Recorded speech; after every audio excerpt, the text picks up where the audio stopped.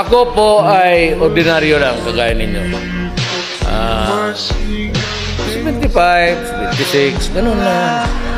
Hindi naman masyado ako nagmamadali kasi I finished my high school 7 years. Sabi ng nanay ko, Rodrigo, matapos ka kaya? Sabi ko, wala man tayong pagmadalaan dito sa buhay na to. Sige lang, bilyar. Kung siya nahuli pa ako ng nanay ko, yung talagang takot, pinalo na. Ganun-ganun,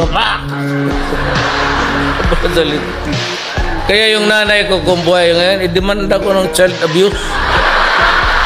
Talaga.